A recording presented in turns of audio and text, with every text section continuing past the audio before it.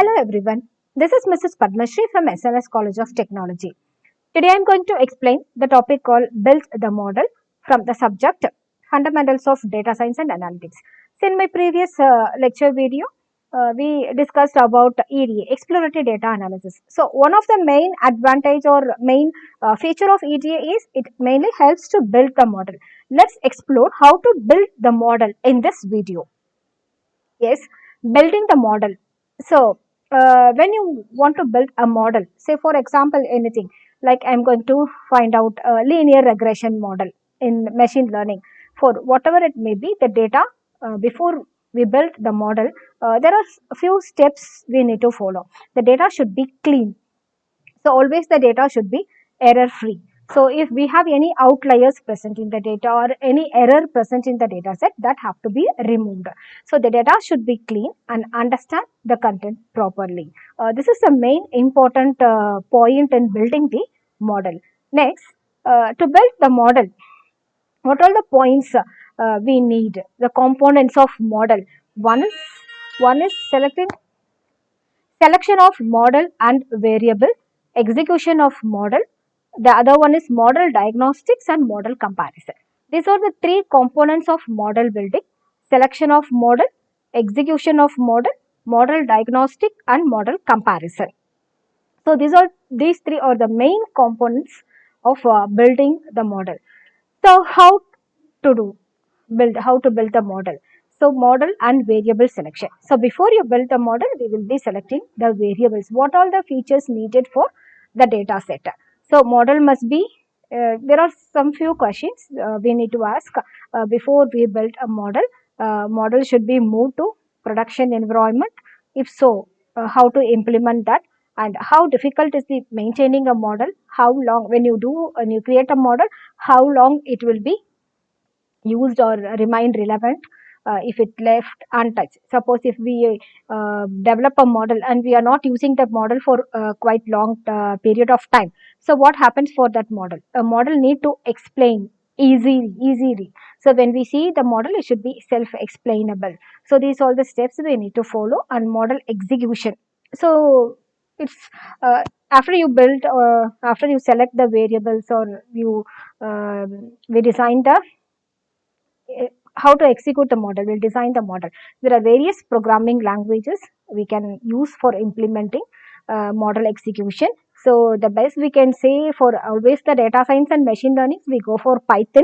Python provides different libraries for building a model mainly in statistical analysis, statistics like stats models or scikit-learn. So these packages mainly used for building most popular technique for building a very effective model.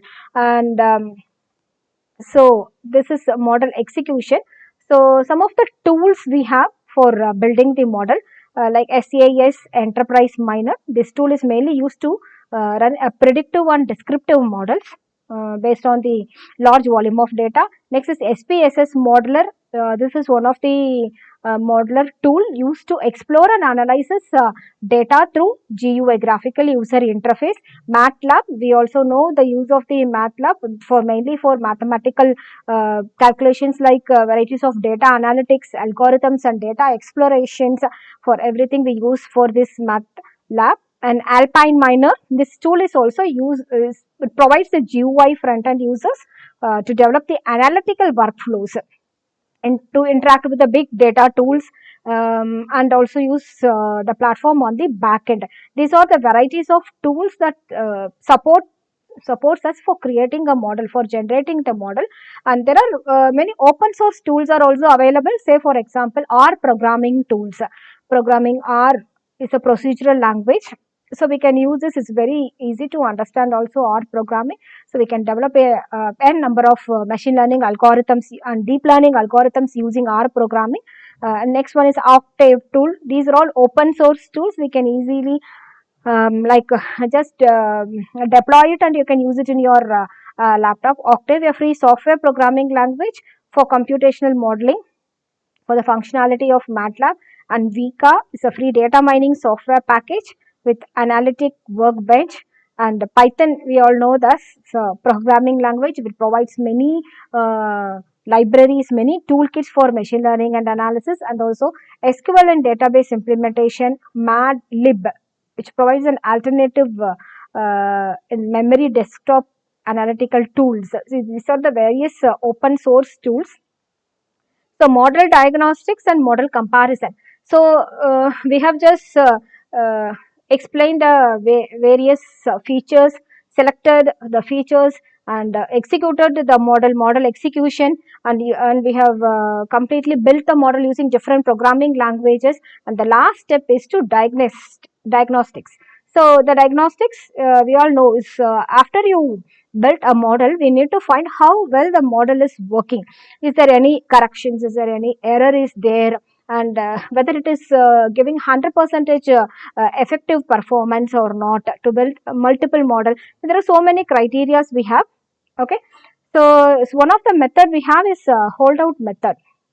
So which is the data is split into two different data set, labeled we can say training data and testing data.